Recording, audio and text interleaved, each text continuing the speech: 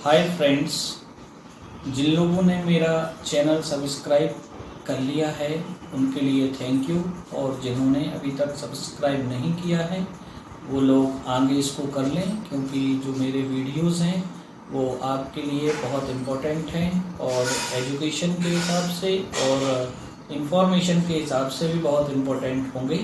इसलिए जिन लोगों ने अभी तक इसको सब्सक्राइब नहीं किया है वो इसको कर लें। तो फ्रेंड्स, आज मैं आपको बताना चाह रहा हूँ कंप्यूटर कोर्स क्यों करें हम, क्या ऐसा कारण है जिसके लिए हम कंप्यूटर कोर्स करें। तो जैसे हम लोग जानते हैं कि आज का जो टाइम चल रहा है ये एक कंप्यूटर युग है, या इसको हम कहते हैं ये आईटी का युग है। इसमें सूचनाओं को लेना सबसे महत्वपूर्ण काम है। या कोई भी हम जब काम करते हैं, जैसे हमको अपना रिजर्वेशन करना है तो सबसे पहले हम अपनी ट्रेन की इंफॉर्मेशन लेते हैं, या हम बस में जाते हैं तो हम बस की इंफॉर्मेशन लेते हैं, या हम कोई टैक्सी रिज़र्व कराना चाहते हैं तो उसकी इंफॉर्मेशन लेते हैं। कहने का मतलब ये है कि आज का जो युग है वो सूचनाओं पर आधारित होता है। तो इस सूचना को प्राप्त करने के लिए जो है बहुत सारी टेक्नोलॉजीज होती हैं, जैसे कि मोबाइल टेक्नोलॉजी है, जैसे कि कंप्यूटर टेक्नोलॉजी है।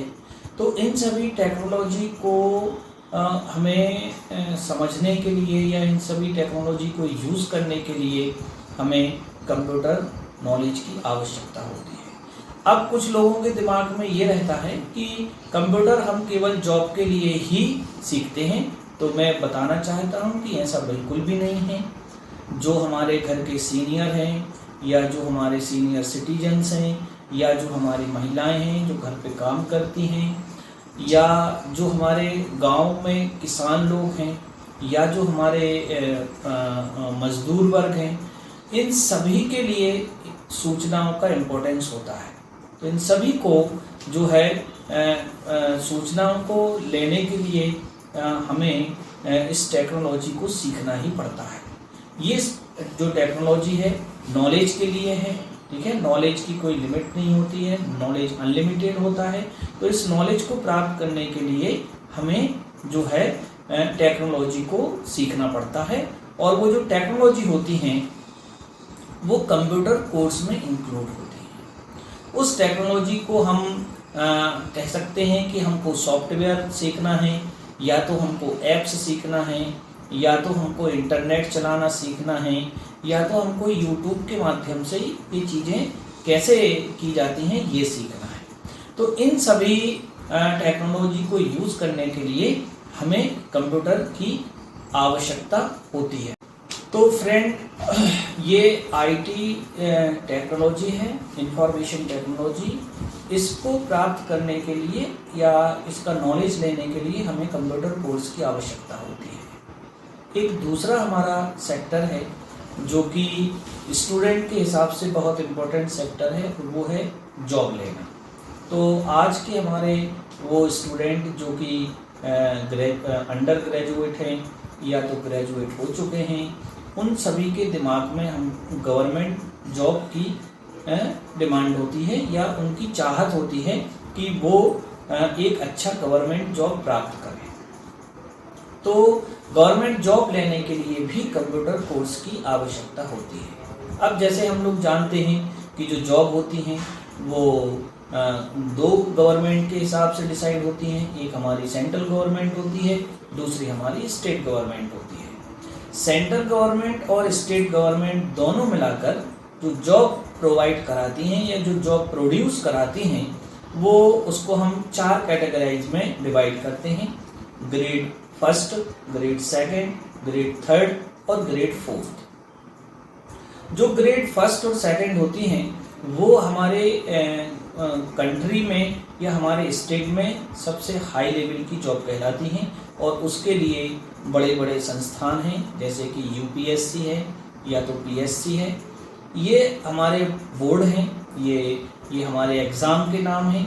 तो इनके माध्यम से हम ग्रेड 1 और ग्रेड 2 की हायर जॉब को लेते हैं। लेकिन जो ग्रेड 3 और ग्रेड 4 है, ये हमारे जो है मिडिल और लोएस्ट लेवल की जॉब्स होती हैं और इन जॉब में जो है कंप्यूटर कोर्स की अनिवार्यता होती है। क्यों? क्योंकि जो हमारे डिपार्टमेंट होते हैं, गवर्नमेंट के जो डिपार्टमेंट होते हैं, उन सभी डिपार्टमेंट का जो काम होता है वो इंफॉर्मेशन पर बेस्ड होता है। ये इंफॉर्मेशन पॉलिसी के रूप में होती हैं, ये इंफॉर्मेशन स्कीम के रूप में होती हैं, ये इंफॉर्मेशन गवर्नमेंट टू गवर्नमेंट आती हैं, या तो ये डिपार्टमेंटल होती हैं, या तो ये पब्लिक के थ्रू लाई जाती है। तो इन सभी इंफॉर्मेशन हैंडल करने के लिए उस डिपार्टमेंट में एक एम्प्लॉय होता है, जिसको कि हम डाटा एंट्री ऑपरेटर कहते हैं, या तो असिस्टेंट ग्रेड 3 लेवल की जो है वो यूडीसी एलडीसी भी कह सकते हैं हम, वो होता है बंदा। तो उस जॉब को प्राप्त करने के लिए हमें इस कंप्यूटर कोर्स की आवश्यकता होती है।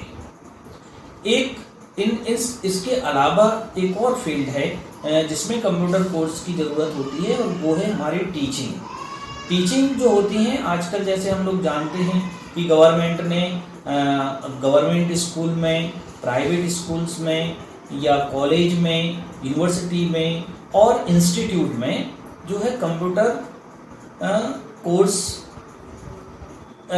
चालू किए हैं, और इन कंप्यूटर कोर्स में टीचिंग करने के लिए भी जो है टीचर की आवश्यकता होती है। तो उस टीचर को बनने के लिए भी हमें कंप्यूटर कोर्स की आवश्यकता होती है। तो ये वो फील्ड हैं जिन फील्ड में जाने के लिए हमें कंप्यूटर कोर्स की ज़रूरत होती है। अब हम जैसा जानते हैं कि ये जो हमारे कोर्स होते हैं ये विश्वविद्यालय के द्वारा भी कराए जाते हैं, और ये हमारे प्राइवेट संस्थानों के द्वारा भी कराए जाते हैं।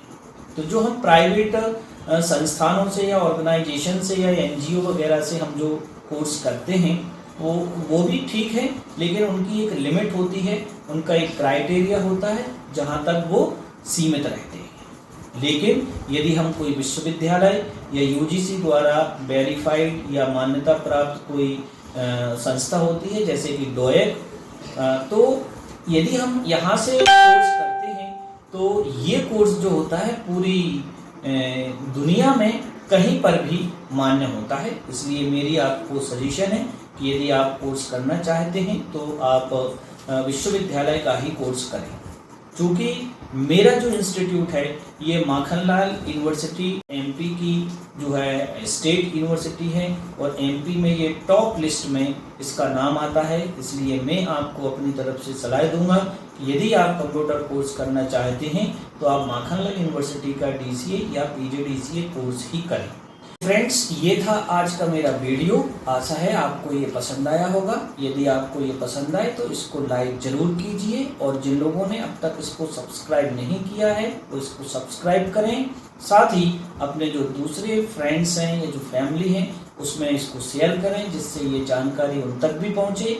और जल्द ही मैं आपको दूसरा वीडियो अपलोड करूँगा जिसमें मैं अपने सेंटर का विजिट कराऊँगा और यहाँ की फैसिलिटीज़ के बारे में आपको बताऊँगा। Thank you.